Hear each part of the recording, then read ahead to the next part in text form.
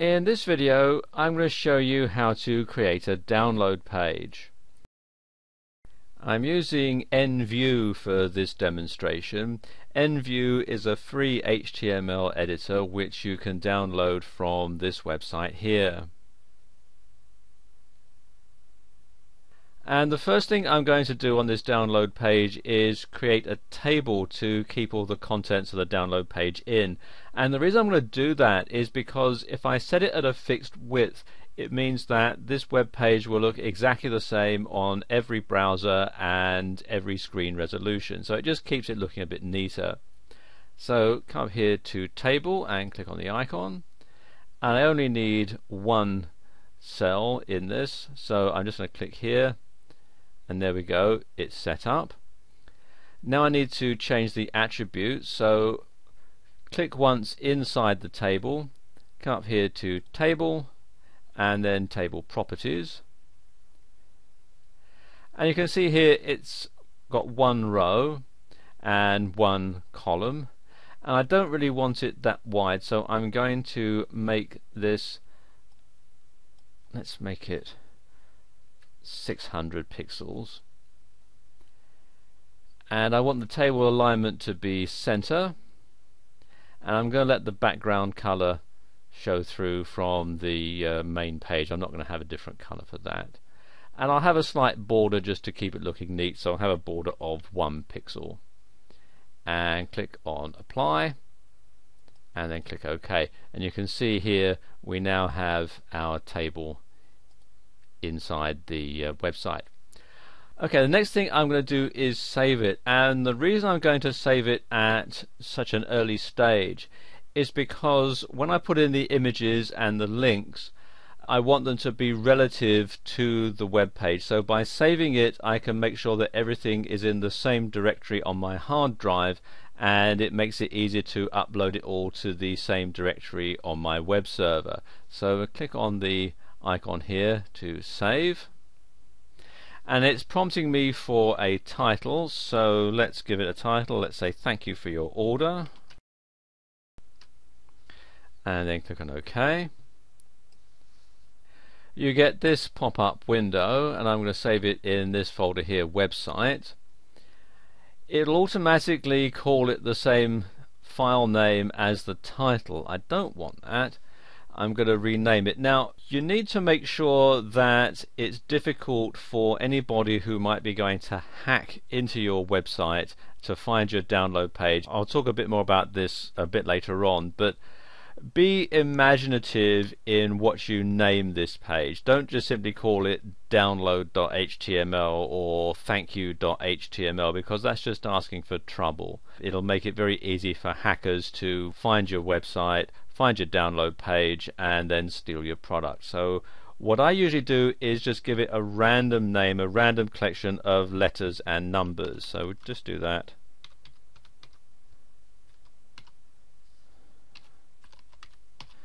And that makes it very difficult for somebody to hack into it and find my download page. Okay, and click on Save. Right, now we need to start filling in the content for our download page. If you sell a product and you're using a third-party credit card processor, it's a good idea to fill in some information about what's going to show up in your customer's credit card statement, so they don't think, oh, hang on a minute, I don't recognize this charge, and get onto the credit card company and complain, and they'll have that as a charge back, and that'll count against you. If you're selling a ClickBank product, they absolutely require you to have this. So let's just enter some information in about that. And there we go, that's put in now.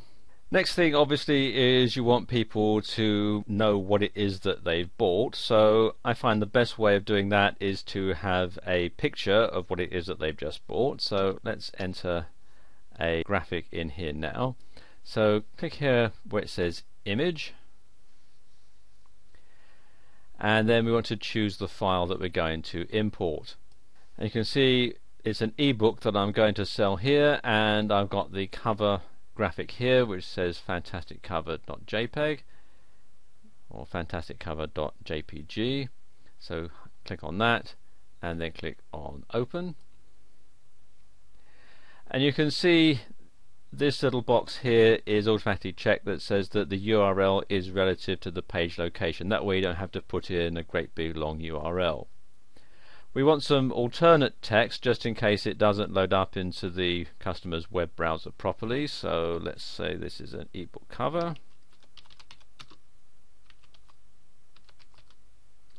You can also do an advanced edit by clicking on here.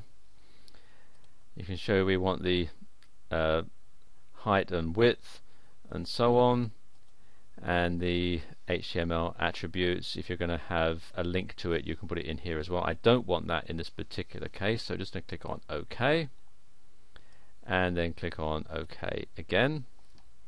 You can see here it's now showing the ebook.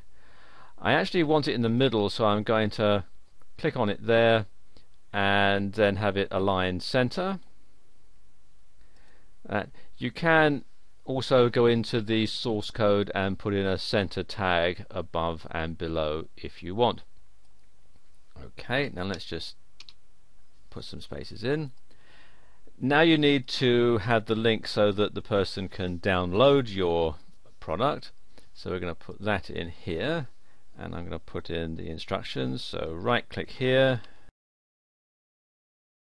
and I'm going to make that quite large so people don't ignore it. So I'm now going to increase the font size, so I'm going to click a couple of times there, and then I'm going to link to the product, which is a zip file.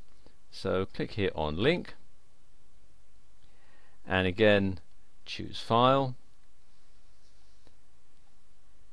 and we want to have all files, and this is the one that I'm going to download, fantasticebook.zip, or what I want the customer to download. So click on that and click on open, and none of this applies, so we'll just ignore all this and click on OK, and there you go, there is the download link.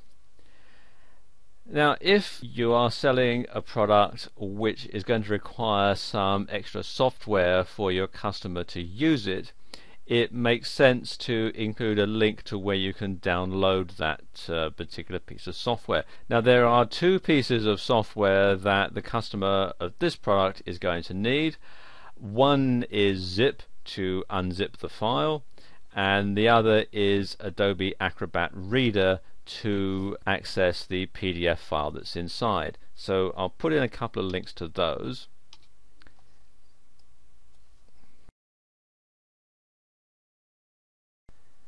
Now I'm going to insert the link where people can download zip from.